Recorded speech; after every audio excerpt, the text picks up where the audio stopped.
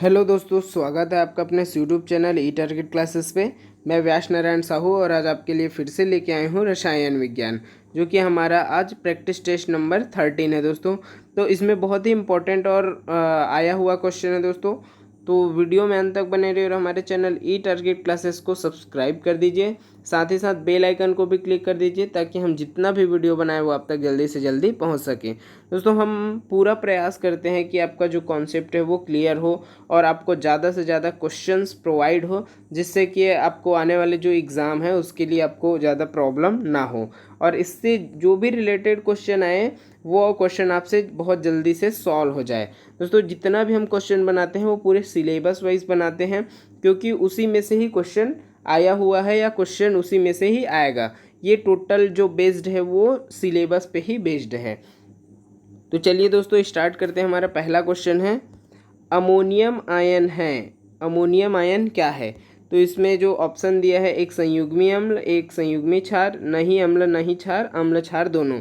तो जो ammonium ion है, जैसे NH4 प्लस आयन, तो ये अमोनियम आयन जो है एक संयुग्मी अम्ल है दोस्तों। संयुग्मी अम्ल है, ध्यान में रखिए, अमोनियम आयन। और इसी को लुईस अम्ल भी बोला जाता है, ये भी ध्यान में रखिएगा, लुईस अम्ल। लुईस अम्ल भी है और संयुग्मी अम्ल भी इसी को ही बोला जाता है। तो ये अमोनियम आयन एक क्या है? संयुग्मी अम्ल है। नेक्स्ट क्वेश्चन है, यदि ये न्यूमेरिकल क्वेश्चन है, यदि HI के एक मोल बोल रहा है, एक मोल के 2/9 भाग वियोजित होते हैं तो समान तापक्रम पर अम्ल के वियोजन का साम्य स्थिरांक क्या होगा? साम्य स्थिरांक मतलब Kc का मान आपको पूछा गया है। तो चलिए इसको सॉल्व कैसे करते हैं वो देख लेते हैं। तो इसको सॉल्व करने का तरीका ये होता है, हमको क्या बोला है कि HI के वियोजन से, वियोजित होने से, तो HI के वियोजन से क्या हो जाएगा हमारा, हमको मिलेगा H2 और प्लस I2। तो 2HI के वियोजन से H2 प्लस I2 मिलेगा।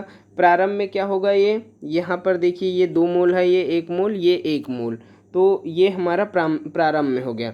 साम्यावस्था में देखा जाए, साम्यावस्था में तो बोल रहे कि जैसे ये 2/9 हो जाएगा, ये 1/9 हो जाएगा, ये भी 1/9 हो जाएगा। अब 1/9 हुआ, उसके बाद देखते हैं कि इसमें क्या बोल रहा है, एक मोल वियोजित होने पर, मतलब एक मोल के 2/9 भाग वियोजित होने पर, एक मोल के 2/9 भाग वियोजित मतलब 1 - 2/9 हो जाएगा। तो ये जो हमारा हो जाएगा 1 - 2/9, और जो H2 है वो 1/9, और ये भी हमारा 1/9। तो ये हो जाएगा हमारा 9 एकम 9 में से 2 घटा दो तो 7/9, 1/9, और ये 1/9। ये हमारा 2HI है। 2HI gives I2 plus H2, कोई भी हो, या I2 हो या H2 हो। तो हमारा ये जो वाला जो है वैल्यू आ गया है। अब हम Kc में इसका मान रखेंगे, तो Kc बराबर क्या होगा हमारा, H2I2 अपॉन HI का स्क्वायर। तो देखते हैं हमारा जो Kc का वैल्यू क्या हो जाएगा, H2 ब्रैकेट बंद, फिर I2, फिर अपॉन में HI की पावर 2। दोस्तों, ये है हमारा जो Kc का वैल्यू वो है। तो Kc बराबर यहाँ पर क्या हो जाएगा, मान रख दो 1/9 बटे 1/9 बटे ये क्या हो जाएगा 7/9 का स्क्वायर, 7/9 का स्क्वायर। तो इसको जब सॉल्व करेंगे तो क्या हो जाएगा हमारा, देखिए 1/9 मल्टीप्लाई 1/9 अपॉन 7/9 मल्टीप्लाई 7/9। तो देखिए दोस्तों, 9 से 9 कैंसिल हो जाएगा, तो 1/7 का स्क्वायर इक्वल टू 1/49। तो हमारा जो आंसर है 1/49, जो ऑप्शन नंबर डी है हमारा एग्जैक्टली आंसर हो जाएगा दोस्तों। तो ये जो ऐसा क्वेश्चन है जो Kc से रिलेटेड है, ये क्वेश्चन इंपॉर्टेंट क्वेश्चन है, साम्य स्थिरांक से क्वेश्चन पूछा ही जाता है। तो ये इसका हमारा जो आंसर है वो 1/49 हो जाएगा। नेक्स्ट क्वेश्चन है, स्टील निर्माण के समय अम्लीय बेसेमर, स्टील निर्माण के समय अम्लीय बेसेमर में धातु मल प्राप्त होता है। तो देखिए दोस्तों, स्टील निर्माण के लिए, स्टील निर्माण भी 2 टाइप से होते हैं, मतलब स्टील का जो प्रोडक्शन है वो दो टाइप से किया जाता है, एक पिटवा लोहा से और एक ढलवा लोहा से। तो पिटवा लोहा से सीमेंटेशन विधि के द्वारा किया जाता है, और ढलवा लोहा से 2 टाइप से होता है, एक बेशेमर विधि से और एक सीमेन मार्टिन विधि से। तो हमको क्या पूछा है यहाँ पर, अम्लीय बेशेमर पूछा है, मतलब जो बेशेमर है वो भी 2 टाइप से होंगे, जो बेशेमर प्रक्रम होता है वो भी दो टाइप से होते हैं। बेशेमर में क्या हो जाएगा, दो टाइप से होता है, एक अम्लीय और एक क्षारीय। तो अम्लीय का पूछा है हमको, क्या पूछा है, अम्लीय बेशेमर में। अम्लीय बेशेमर प्रक्रम में क्या होता है, एक रिएक्शन होता है जो मैं बताता हूँ। तो इसमें जो रिएक्शन होता है SiO2 plus MnO manganese oxide, तो इससे हमको क्या गिब्स क्या मिलेगा, MnSiO3, जिसको क्या बोलते हैं, मैग्नीज सिलिकेट। मैग्नीज सिलिकेट ये क्या होगा, हमारा स्लैग होता है दोस्तों। यही हमारा क्या हो जाएगा, स्लैग या धातुमल जिसको बोलते हैं, धातुमल। तो ये हमारा क्या हो जाएगा, बेशेमर में, अम्लीय बेशेमर प्रक्रम के लिए हमारा क्या हो जाएगा, धातुमल हो जाएगा। तो हमारा बी वाला option is exactly right answer. इसका जो फॉर्मूला है MnSiO3, यही हमारा आंसर हो जाएगा। दोस्तों एक अम्लीय बेशेमर है और एक क्षारीय बेशेमर है, तो मैं इसमें से एक और पॉइंट बता देता हूँ। तो जो क्षारीय बेशेमर प्रक्रम है उसमें जो धातुमल होता है वो क्या होता है, कैल्शियम फॉस्फेट होता है, कैल्शियम फॉस्फेट। तो इसका जो डी वाला ऑप्शन है वो क्या हो जाएगा, ये क्षारीय बेशेमर के लिए हो जाएगा। क्षारीय बेशेमर जो स्टील प्रोडक्शन के लिए क्षारीय बेशेमर विधि होता है उसमें कैल्शियम फॉस्फेट। एक्चुअल में दोस्तों ये ऑप्शन नंबर 1 और ऑप्शन नंबर डी सेम है कि कैल्शियम फॉस्फेट का फॉर्मूला यही होता है, Ca, ये कैल्शियम, ये फॉस्फेट जो कि Ca3PO4 ट्वाइस, यही इसका क्या हो जाता है, फॉर्मूला होता है। तो ये जो है क्षारीय बेशेमर प्रक्रम के लिए होता है, ध्यान में रखिएगा। और मैग्नीज सिलिकेट जो है अम्लीय बेशेमर के लिए होता है। नेक्स्ट क्वेश्चन है, निम्नलिखित में से कौन सा योगात्मक बहुलक का उदाहरण नहीं है। देखिए ये निगेटिव क्वेश्चन है, नहीं है बोल रहा है। तो मैं आपको बताता हूँ कि जो योगात्मक बहुलक क्या होता है। तो देखिए जो बहुलक होता है वो बहुलीकरण के आधार पर देखा जाए तो दो भागों में डिवाइड किया गया है, बहुलीकरण के आधार पर। एक होता है योगात्मक और दूसरा होता है संघनन बहुलक। तो योगात्मक बहुलक मतलब होता है योग होना। तो इसमें क्या होता है कि जो एक लक होता है वो असंतृप्त होता है। इस योगात्मक बहुलक में एक लक जो होता है वो असंतृप्त होता है। असंतृप्त बोलने का मतलब होता है वो एल्केन ना होके बाकी सब चीज़ हो सकता है, जैसे एल्कीन, एल्काइन कुछ भी हो सकता है, या उसके व्युत्पन्न, ये सब क्या होते हैं, असंतृप्त होते हैं। तो इसमें जो होता है वो एल्कीन, एल्कीन का यूज़ होगा। एल्कीन जो कि क्या है, ये एक असंतृप्त है, एक लक है। तो योगात्मक बहुलक इसीलिए इसको बोला जाता है। और योगात्मक बहुलक का जो जितने भी वो होता है उदाहरण है वो मैं आपको बताता हूँ। इसके लिए इसका जो एग्जाम्पल होता है polythene, polyvinyl chloride, polyvinyl acetate, orlon, polyvinyl chloride तो हो गया हमारा, और एक टेफ्लॉन भी होता है। तो ये जितने भी चीज़ है वो योगात्मक बहुलक के उदाहरण हैं। जैसे मैं क्या बताया, polyethylene, polyethylene, polyvinyl chloride, polyvinyl acetate, acetate, ठीक है। और ऑर्लोन करके भी होता है, जैसे ये ऑर्लोन है, ये भी एक हमारा योगात्मक बहुलक में ही आता है। और टेफ्लॉन जो है, टेफ्लॉन, टेफ्लॉन का जो एक लक होता है वो क्या होता है, पॉली टेट्राफ्लोरोएथेन, मतलब टेट्राफ्लोरोएथेन। तो देखिए इसमें भी एथीन, टेट्राफ्लोरोएथेन बोलते हैं। तो इसमें भी देखिए एक असंतृप्त ही जो एक लक आ रहा है। तो ये सब जो है योगात्मक बहुलक के उदाहरण हैं। लेकिन हमको क्या पूछा है, योगात्मक बहुलक के उदाहरण नहीं है करके पूछा है। तो देखिए हमारा ऑप्शन क्या हो जाएगा, पॉलीएथिलीन, ये तो है ही हमारा। पॉलीप्रोपिलीन भी इसका जो सही आंसर हो जाएगा, और ऑर्लोन भी इसमें आएगा। तो हमारा जो सही आंसर है वो क्या हो जाएगा, हमारा नायलॉन 66। अब दूसरा दोस्तों मैं बताता हूँ आपको संघनन बहुलक। संघनन बहुलक क्या होता है वो भी देख लेते हैं। संघनन बहुलक, तो संघनन बहुलक में क्या होता है, दो क्रियात्मक समूह होते हैं, दो फंक्शनल समूह या फंक्शनल ग्रुप बोलते हैं जिसको। तो जो जब भी दो प्रकार के फंक्शनल ग्रुप जब मिलकर बनते हैं, कोई भी बहुलक का निर्माण करते हैं, तो वो होता है हमारा संघनन बहुलक। जैसे इसमें जो एग्जाम्पल है संघनन का वो देखते हैं, टेरिलीन, बैकेलाइट, बैकेलाइट, और हमारा नायलॉन 66, नायलॉन 66, रेयॉन, डेक्रॉन, ये सब क्या है हमारा जो है संघनन बहुलक है। जैसे एक संघनन बहुलक में मैंने बताया कि दो क्रियात्मक समूह होते हैं, तो इसमें जैसे हम इसमें एक एग्जाम्पल लिखे थे बेकेलाइट, बेकेलाइट का एग्जाम्पल लिखे थे। तो बेकेलाइट जो है किससे किससे बनता है, तो बेकेलाइट जो है फेनॉल प्लस एल्डिहाइड। तो देखिए फेनॉल मतलब ROH ग्रुप हो जाएगा और ये जो एल्डिहाइड वो HCaHO ग्रुप हो जाएगा। तो देखिए दो फंक्शनल ग्रुप बन के ही क्या बन रहा है, बेकेलाइट बना रहा है, जो कि एक संघनन बहुलक का उदाहरण है। तो आप वीडियो में बहुत अच्छे से बने रहिए और वीडियो को हमें बार बार देखिए दोस्तों, क्योंकि इसी से ही क्वेश्चन पूछा जाता है और इसी से ही क्वेश्चन पूछा जाएगा भी। तो इम्पॉर्टेंट है, अब बहुत अच्छे से पढ़िएगा इस चीज़ को। तो ये हमारा जो हो जाएगा योगात्मक बहुलक का उदाहरण नहीं है बोलने से, तो नायलॉन 6 हमारा संघनन बहुलक है। तो ये इसका राइट आंसर हो जाएगा। नेक्स्ट है द्वितीय कोटि की अभिक्रिया के लिए इकाई है। तो मैं आपको इसका एक शॉर्ट ट्रिक बताता हूँ, इसके लिए कैसे हम जानेंगे कि द्वितीय कोटि के लिए इकाई जो है क्या हो सकता है। तो इसका एक ही फॉर्मूला है दोस्तों, उसको आप हमेशा के लिए याद रखिए, चाहे तो आप लिख भी सकते हैं, mole litre inverse upon second multiply 1 upon mole litre inverse की पावर डेल्टा n। एक बार और मैं लिख देता हूँ इसको, ये हो जाएगा हमारा mole litre inverse upon second multiply 1 upon mole litre inverse की पावर डेल्टा n। तो दोस्तों ये हमारा फॉर्मूला है। तो हमको क्या पूछा है, द्वितीय कोटि के लिए, तो द्वितीय कोटि के लिए जो डेल्टा n है, अब हमको कुछ किसी भी चीज़ का मान नहीं बदलना है, इसमें ओनली ये देखना है कि डेल्टा n बराबर 0 आ रहा है कि 1 आ रहा है कि 2 आ रहा है कि 3 आ रहा है।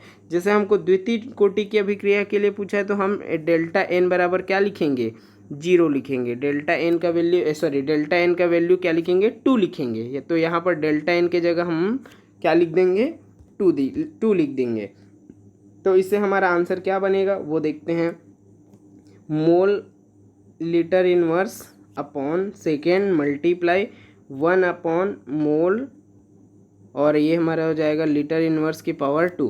तो देखिए दोस्तों यहाँ से 1 मोल है और यहाँ 2 मोल है, तो 1 मोल से 1 मोल तो यहाँ कैंसिल हो जाएगा, लेकिन 1 मोल बचेगा, वो क्या हो जाएगा हमारा मोल इनवर्स में आ जाएगा। किस में आ जाएगा, मोल इनवर्स। उसके बाद देखिए हमारा ये सेकंड है, तो सेकंड भी इनवर्स में चले जाएगा, ऊपर जाएगा, क्योंकि सेकंड यहाँ पर प्लस है, ऊपर जाएगा तो सेकंड इनवर्स में आ जाएगा। और लीटर की पावर देखिए, ये लीटर की पावर -1 है और ये लीटर की पावर -2 है, तो 1 से 1 तो कैंसिल हो जाए। देखिए इसमें क्या हो जाएगा, 1 से 1 जो है सीधा कैंसिल होके ऊपर में जब जाएगा तो क्या हो जाएगा, लीटर की पावर 1 हो जाएगा। तो लीटर की पावर +1 में आएगा, जिसको हम लीटर की पावर 1 भी बोल सकते हैं। तो हमारा आंसर क्या हो जाएगा, मोल इनवर्स लीटर फिर सेकेंड का इन्वर्स, तो हमारा आंसर वही हो जाएगा। देखिए दोस्तों किसी में दिया है, तो देखिए यहाँ पर एक ऑप्शन भूल गया है, वो लीटर लिखना भूल गया है। मोल इनवर्स, सेकेंड इनवर्स और लीटर, यही हमारा क्या हो जाएगा, फिर सही आंसर हो जाएगा। मोल इनवर्स, सेकेंड इनवर्स और लीटर, क्योंकि यहाँ पर लीटर जो है एक्चुअल में भूल गया है लिखने के लिए, प्रिंटिंग मिस्टेक हो जाता है दोस्तों। तो ये हमारा क्या हो जाएगा, हमारा सही आंसर हो जाएगा। जैसे हमने बोल दिया कि प्रथम कोटि की अभिक्रिया के लिए, तो प्रथम कोटि के लिए अभिक्रिया के लिए क्या हो जाएगा, सेकंड इनवर्स हो जाएगा। नेक्स्ट क्वेश्चन है, सीमेंट प्रतिस्थापी है, ये प्रतिस्थापी है एक्चुअल में, सब्स्टिट्यूशन। तो सीमेंट प्रतिस्थापी किसको बोला जाता है, देखिए प्रतिस्थापी मतलब होता है सीमेंट की मात्रा को कम करना और उसके जगह किसी और चीज़ को उसमें मिला देना, जिससे क्या होता है, सीमेंट का जो वजन है वो तो सेम ही रहेगा, जो भी जितना भी उसका पैकेट बनता है उसमें तो सेम रहेगा वजन में, लेकिन जो हमारा जो सीमेंट है वो उसका बचत होगा, जिससे क्या होगा, पैसे भी जो अधिक से अधिक कमा सकेंगे। इसके लिए क्या करते हैं कि जो सीमेंट होता है, देखिए दोस्तों सीमेंट में मैक्सिमम जो है 60 to 65% जो है वो मतलब इसमें कैल्शियम कार्बोनेट वाला जो रॉक्स होता है उसका यूज़ होता है, कैल्शियम कार्बोनेट या कैल्शियम ऑक्साइड का जो चूना पत्थर बोलते हैं जिसको, वो यूज़ होता है। उसके बाद 3 to 4%, 3 to 4 या 3 to 5% भी लिख सकते हैं, ये होता है जिप्सम का यूज़ होता है। और बाकी जो रहता है वो होता है हमारा फ्लाई ऐश। ध्यान में रखिएगा, फ्लाई ऐश। तो फ्लाई ऐश जो है सीमेंट की जो मांग है बढ़ रही है सीमेंट की दिन प्रतिदिन, उसी वजह से सीमेंट को प्रतिस्थापित कर रहा है। किसकी वजह से? फ्लाई ऐश से। तो फ्लाई ऐश जो है किसी भी सीमेंट में लगभग 30 से 35% तक मिलाया जाता है। याद रखिएगा इस चीज़ को, वेरी इंपॉर्टेंट क्वेश्चन है ये।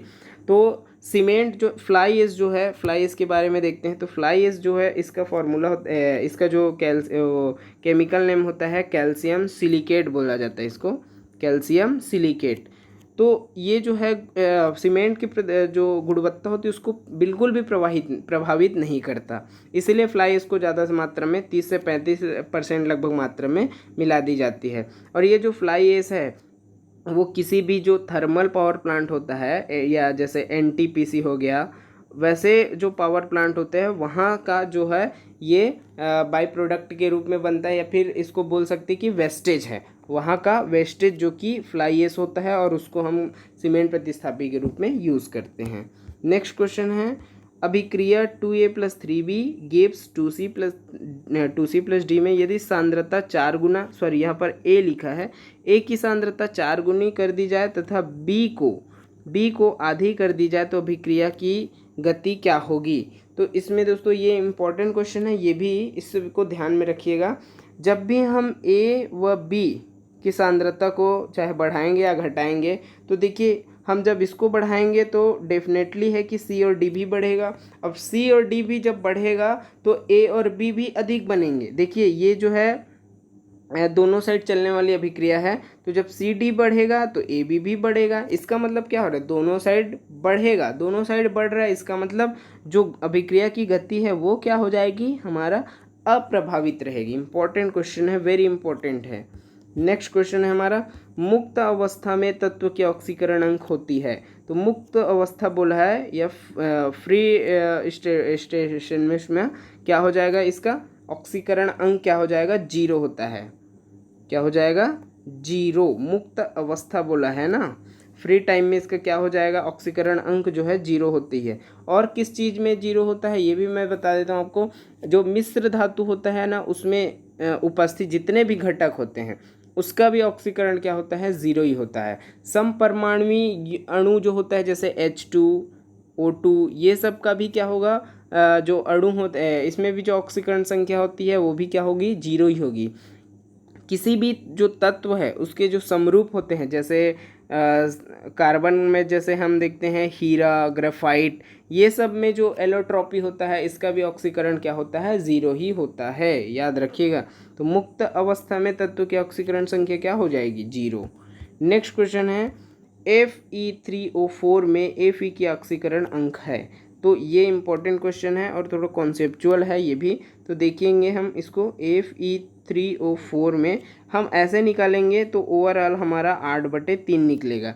लेकिन इसको हम पहले तोड़ देते हैं, FeO प्लस Fe2O, किसमें? Fe2O3 में तोड़ देंगे तो FeO के लिए एक बार ऑक्सीकरण संख्या +2 हो जाएगी, और Fe2O3 के लिए हमारे एक बार ऑक्सीकरण संख्या +3 हो जाएगी।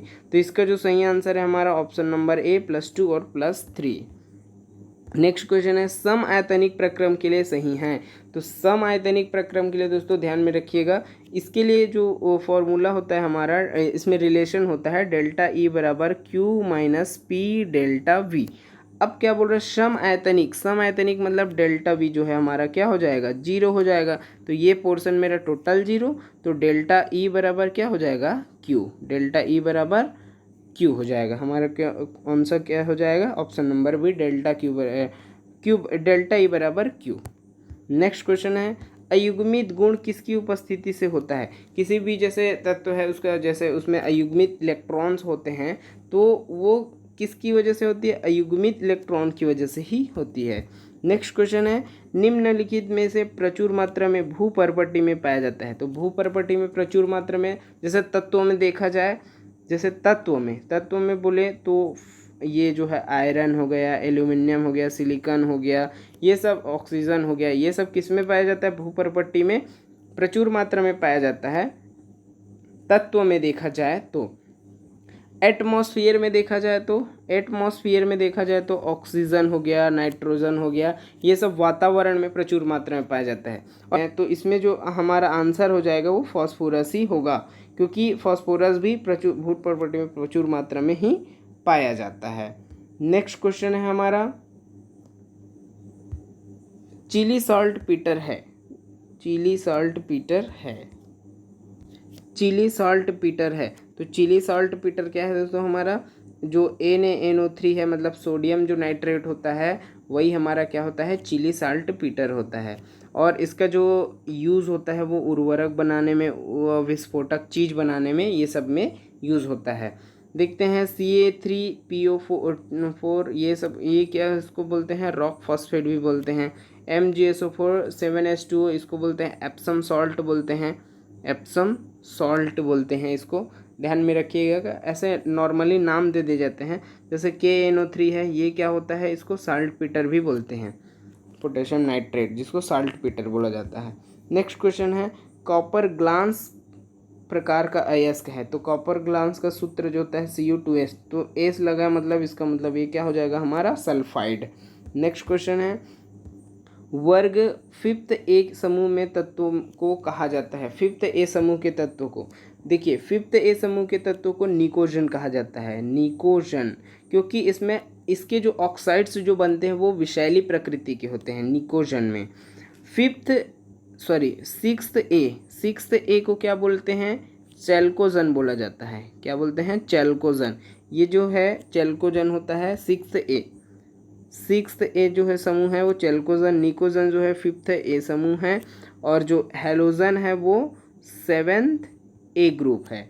तो चैल्कोजन इसलिए बोलते हैं क्योंकि इसमें अयस्क जो बनाने की प्रकृति है या प्रवृत्ति है, प्रॉपर्टी होते हैं, वो सबसे ज़्यादा होता है। ये जो ऑक्सीजन फैमिली है वो सब चैल्कोजन में ही आता है। उसके बाद देखते हैं निकोजन में जो ऑक्साइड होता है वो विषैली प्रकृति के ही होते हैं। और पहला देखते हैं हैलोजन। तो हैलोजन आप सभी को पता है कि लवण बनाने की जो क्वालिटी है वो सबसे ज़्यादा होती है। ये इम्पॉर्टेंट है और आया हुआ क्वेश्चन दोस्तों। चैल्कोजन तो पूछा ही जा चुका है, और यहाँ पर हमारे क्वेश्चन के हिसाब से हमारा जो आंसर है वो निकोजन हो जाएगा। नेक्स्ट क्वेश्चन है, लेंथेनॉइड तत्वों की आयनिक त्रिज्या परमाणु क्रमांक बढ़ने के साथ सतत रूप से क्या होती है। तो ये सतत रूप से क्या होती है, घटती है। क्यों, क्योंकि देखिए इसमें जो F उपकोष होता है, F उपकोष में जो परिरक्षण प्रभाव होता है वो नगण्य हो जाता है। परिरक्षण प्रभाव क्या होता है, नगण्य होता है। अब परिरक्षण प्रभाव क्या होता है, सेल्डिंग इफेक्ट जिसको बोलते हैं, सेल्डिंग इफेक्ट। तो जब भी कोई जो नाभिक में उपस्थित एक इलेक्ट्रॉन जो बाह्यतम कोश में उपस्थित जो इलेक्ट्रॉन होता है उसको क्या करता है, प्रतिकर्षित करता है। तो इससे क्या होता है कि जो ये इलेक्ट्रॉन है और ये बाह्यतम कोश में एक इलेक्ट्रॉन, ये दोनों के बीच क्या हो जाएगा, प्रतिकर्षण लगेगा। अब प्रतिकर्षण लगेगा तो क्या हो जाएगा, ये वाला इलेक्ट्रॉन और भी बाहर की ओर जाएगा, जिससे यहाँ पर क्या हो जाएगा, परिरक्षण प्रभाव जो है बढ़ता है। तो परिरक्षण प्रभाव क्या हो जाएगा, यहाँ पर ज़्यादा होता है।